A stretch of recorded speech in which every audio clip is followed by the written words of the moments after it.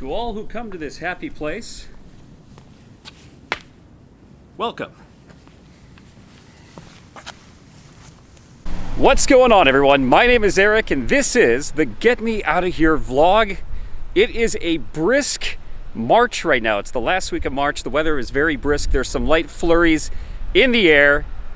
And actually, the more that I think about it, it reminds me more of early December instead of March, which is actually fitting because I am standing in front of a historic home right here where a very famous individual was born into the world on December 5th, 1901. This sign right here might actually give you a hint as to who that person was.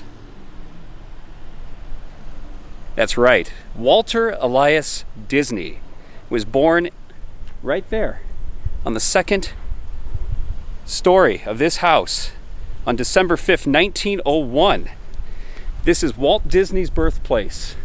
Famous cartoonist, motion picture filmmaker, and the creator of Mickey Mouse and Disneyland was born right here in Chicago, Illinois.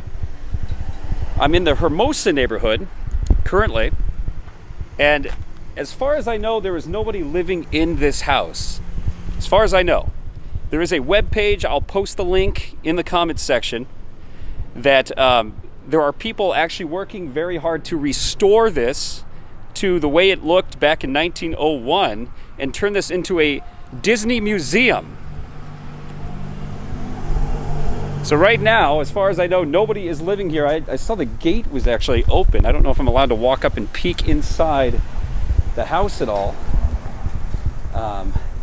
I might in a moment, we'll see. But what's also cool is there's bricks lined up here in front of the home. You can see it says Walt Disney's birthplace. Apparently on the website you can purchase a brick and get your name engraved on it that will be placed here in front of the home. Like I said, I'll post the link below in the info section for this video where you can see that. If you want, you can click and you can donate money to perhaps get your name engraved in a brick right here in front of Walt Disney's home. So how cool is that? Now, I don't know what the future date is for this museum being created. I was actually here back in 2016, and there was actually a sign, I don't know where it went, posted here in front of the house stating Walt Disney Birthplace. I don't see that sign here now. I just see a little library where you can, I guess, pick up books or donate books if you want to. But back in 2016, there was a sign denoting that this was Walt Disney's birthplace.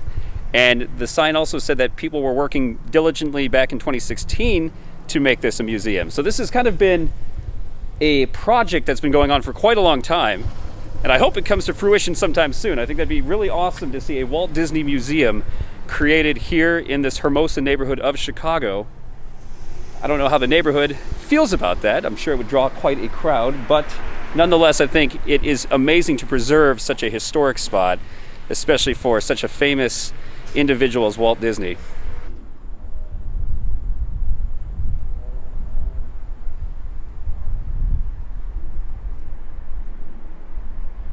Elias Disney, Walt's father, moved to Chicago in 1891 with his wife, Flora. He was a carpenter and moved to Chicago to work on the Columbian Exposition, better known as the Chicago World's Fair, which opened up in 1893. What's cool about this house is Elias Disney built this house himself in 1893 and moved here with his family.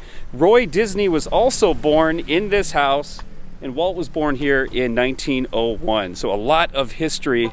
Very cool to see that Walt Disney's father actually built this house, was a carpenter. And another kind of cool fact is Epcot and Disneyland itself was inspired by the Chicago World's Fair. It was such a historic, monumental event back in 1893 here in Chicago, and Walt's father, Elias, working on that as a carpenter and being a part of the Chicago World's Fair, shared those stories with his son, Walt, and part of that inspired him later on, years on, to put some of that magic into Disneyland and into Epcot as well, which, of course, Roy worked on after Walt's death. But very cool to see how all that kind of inspiration and creativity came out of Chicago. Now you can see the house here was built on time and time again. From what I could read, I don't know what the original footprint of this house looks like. You can see over here there were definitely add-ons and additions throughout the years. Don't know a whole lot about that history, so hopefully, again, if this place turns into a museum, they'll have more of that history documented and hopefully some pictures of what the actual footprint of the house looked like. But just incredible to see. Wow, Walt Disney, born in this very house on the second floor. Gotta love the white picket fence as well.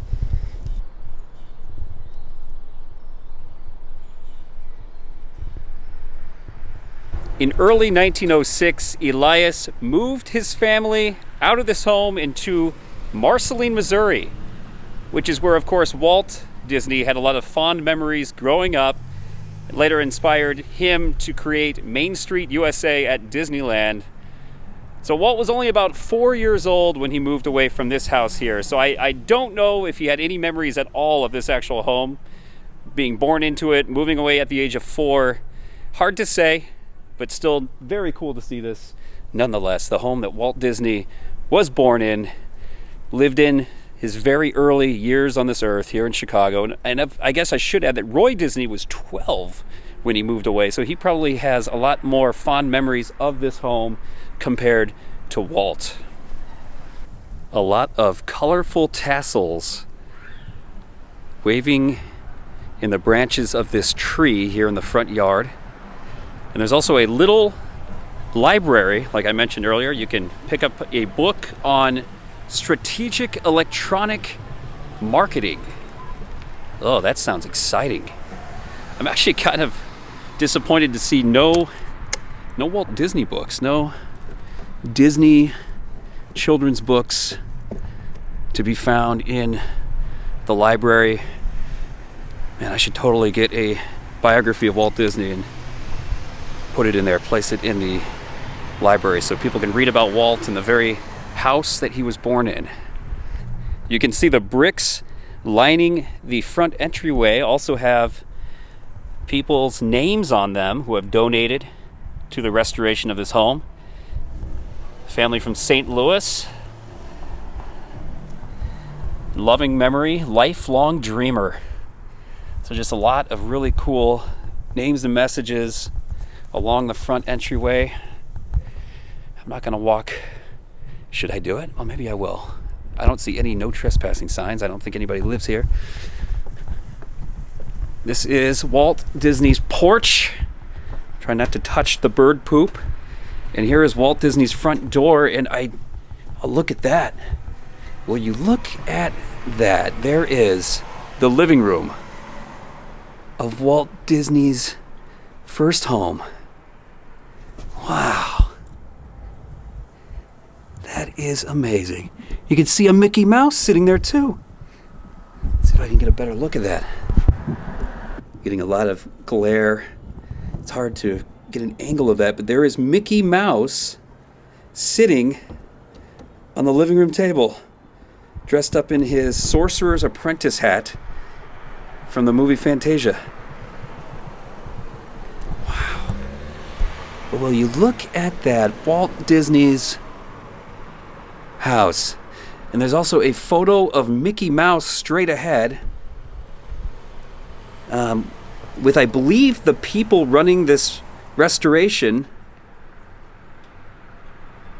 Look at that. Standing in front of the house. There's Mickey himself.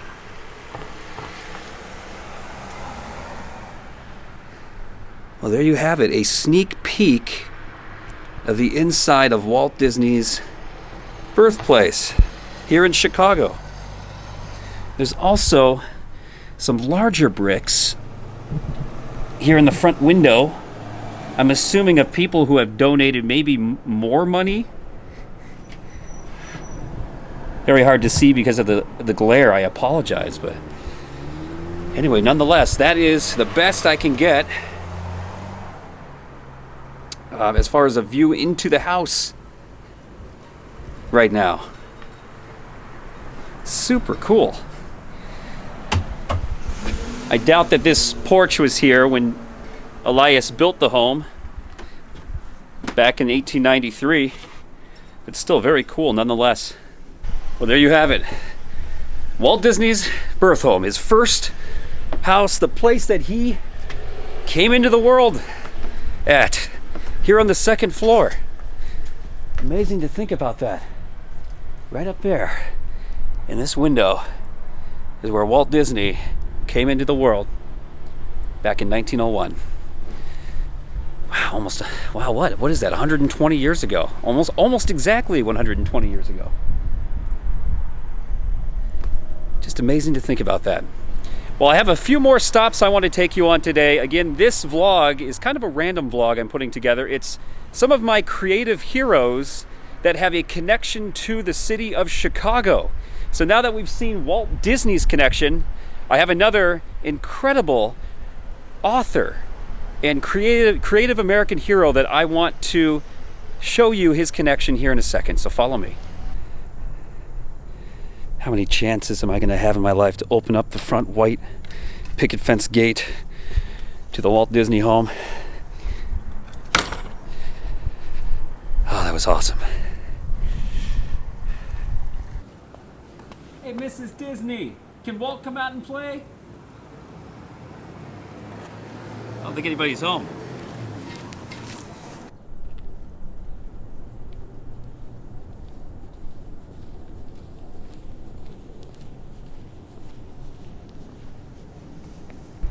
If you're wondering where the house is located at, it's on the corner of North Tripp Avenue and West Palmer Street, here in the Hermosa neighborhood, which is just west of Logan Square, the hipster neighborhood here in Chicago.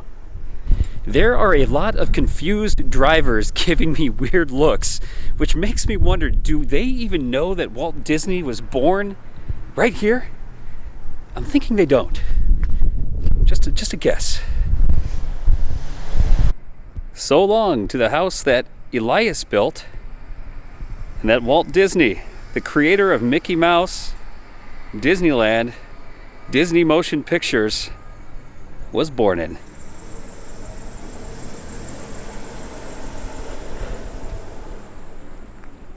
Just a simple little neighborhood west of Chicago. Lions and tigers and bears, oh my! Lions and tigers and bears, oh my!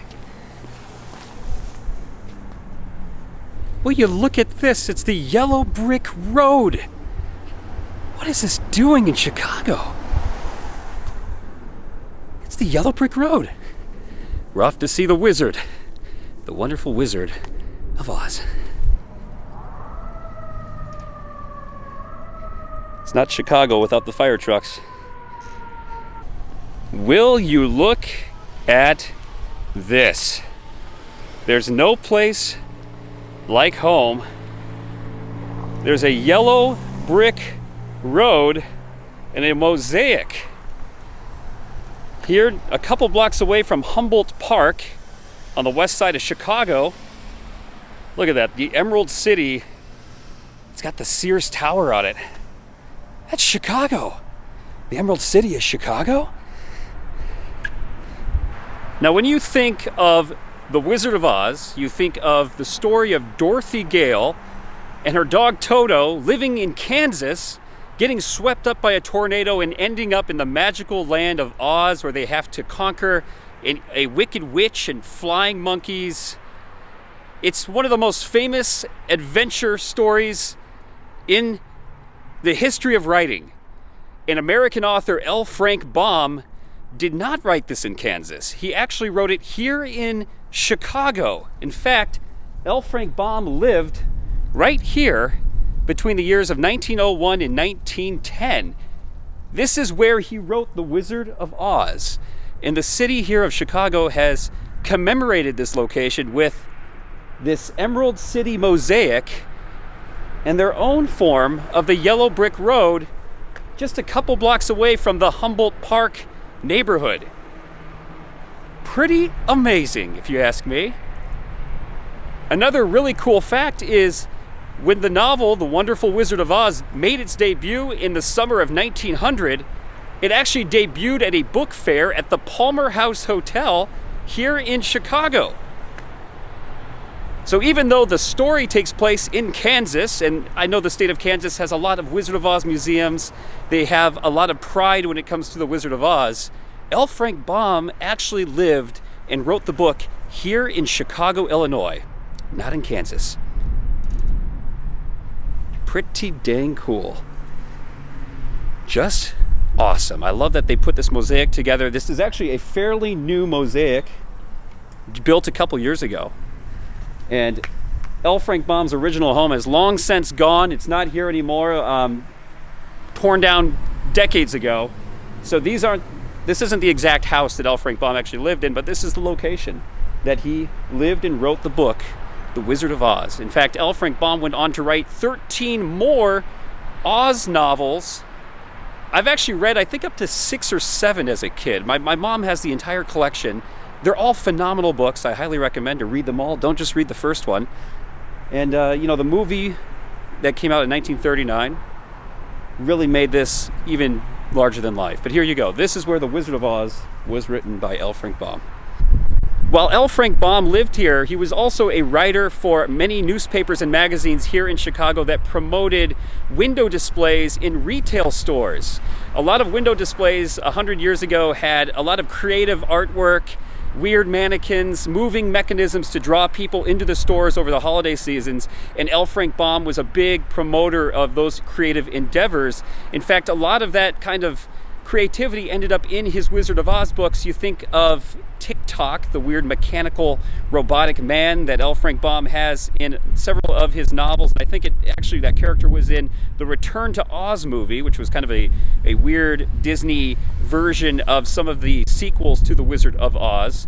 But what I'm trying to get at is L. Frank Baum, some of those mechanisms and creativity that went into the window displays here in Chicago inspired some of the characters that he used in the Wizard of Oz novels. So a lot of very cool history here in Chicago when it comes to creative endeavors ending up in very famous pieces of art and work. This mosaic was created by Hector Duarte in 2020. This is only 2 years old. Very new. I also just noticed this L. Frank Baum historic marker. Got some photos of him. Lyman Frank Baum, that was his first name, Lyman. Lived at 1667 North Humboldt Boulevard in 1899 when he wrote the most famous of his works, The Wonderful Wizard of Oz. We got some history of L. Frank Baum, and there is a photo of the movie, of course, starring Judy Garland, The Wizard of Oz. And some more information on his life. So there you have it. Some history here in Chicago. Birthplace of the Wizard of Oz. Actually, right across the street from that L. Frank Baum marker. This house here almost looks like the castle the Wicked Witch of the West could live in. Maybe have some flying monkeys hanging out upstairs. That is a wicked looking house. Look at that. Just beware of the Wicked Witch. I think she could be living there across the street from the Yellow Brick Road here in Chicago.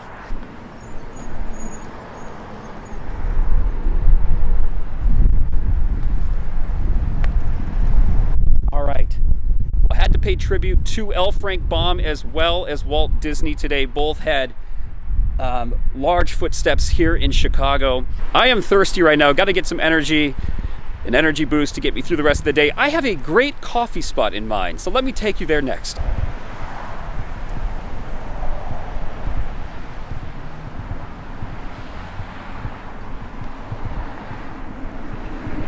It'd be pretty cool to live in front of the yellow brick road.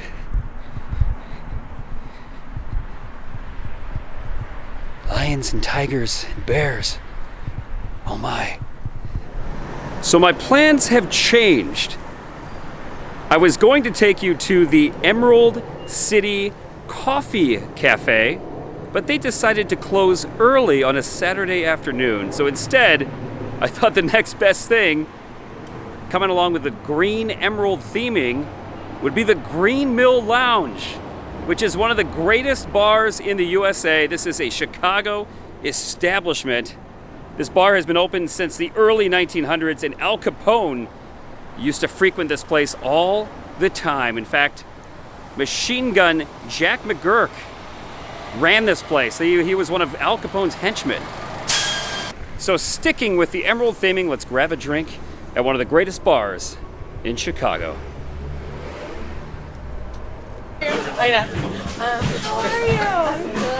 So this is the historic Green Mill.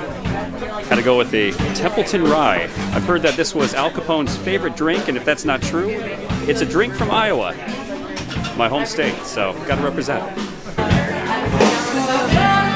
Cheers.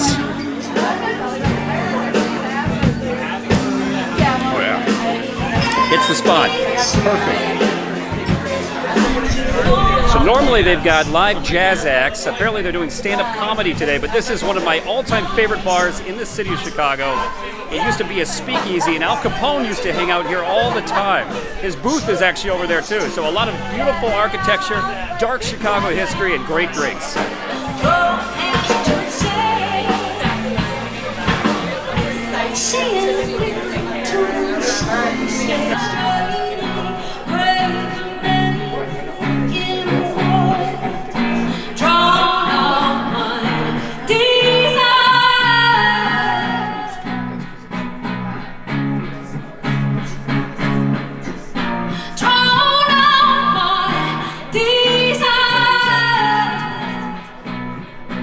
So a lot of dark Chicago history from the gang Prohibition era.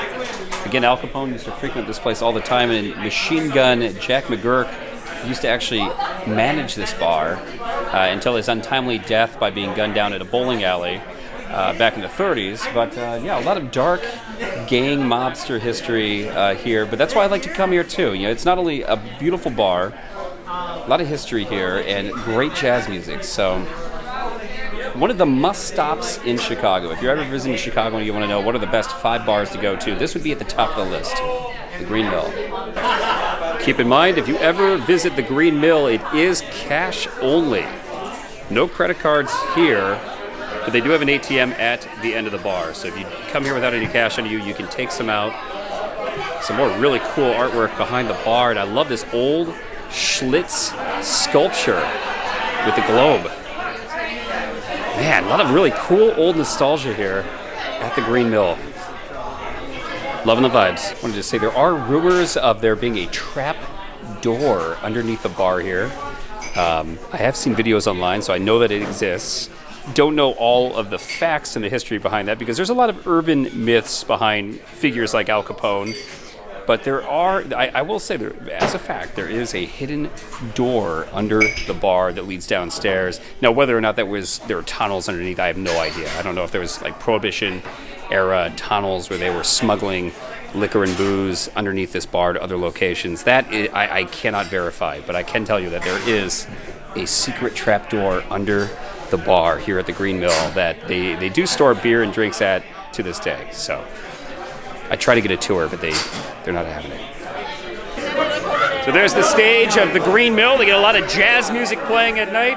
And right here in front of me is Al Capone's booth. This was the booth that Al Capone would sit at. Now, I'm sure it's been refabricated since then. Let me get maybe some better lighting here. But this booth right here, you walk in, there's the main hallway. It's the corner booth, supposedly is the booth that Al Capone sat in back in the 20s, in the heyday of the Chicago crime days during Prohibition. This booth right here. All right, well, I've got my Templeton Rye. I'm going to sit down and enjoy supposedly Capone's favorite drink in his favorite booth. If I can get the lighting work. There we go. I'm going to enjoy Capone's favorite drink here in his booth. I know the lighting is terrible in here, but I am relaxing right now on the booth that Al Capone supposedly sat in back in the 1920s during his mob days. So cheers, true Chicagoans here. I don't really want to cheer Al Capone because it's not like he was a historical figure that commends cheering, but either way, cheers to the crazy history of Chicago. Oh yeah. Templeton Rye in Capone's booth, right here at the Green Mill.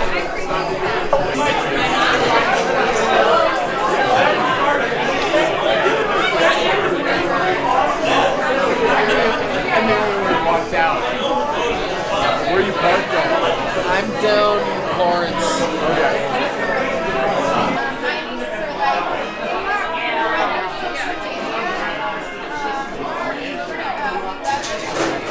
You can see the snow flurries outside on the streets of Chicago.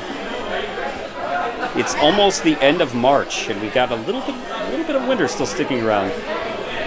Go away, snow. Go away. Wow.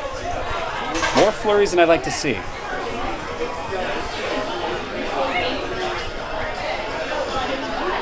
Definitely ready for spring. Well, cheers, everyone. Thanks for tagging along today. Have one more Templeton Rye, and then I've got a lot planned for this weekend, so I got a jet. But I want to say thanks for tagging along. Kind of a random journey we went on today. Walt Disney's birth home, the L. Frank Baum house that he wrote The Wizard of Oz in, trying to promote and share creative things and creative individuals that came out of Chicago. Didn't really expect to end here at the Green Mill. Again, it's one of my favorite bars. It's a historic bar here in Chicago. A lot of amazing jazz music comes out of here, so there's some creativity for you. But it's also got a dark history with Al Capone and the gangs throughout the Prohibition era. So, I was trying to keep it a positive, creative vibe, but it is what it is. That's part of history. That's part of the city of Chicago. But thank you again for tagging along. Love having you come along with me on this journey. So appreciate the work. It's time for me to get out of here. Thanks for watching.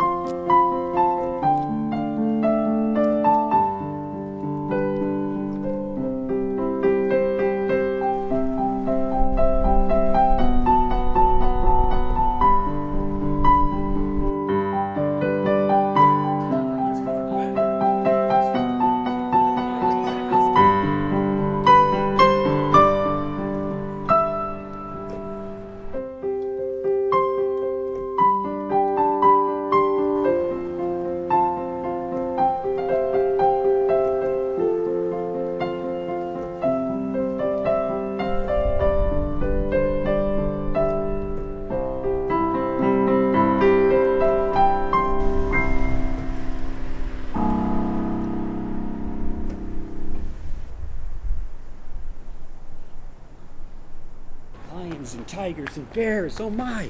Lions and tigers and bears, oh my!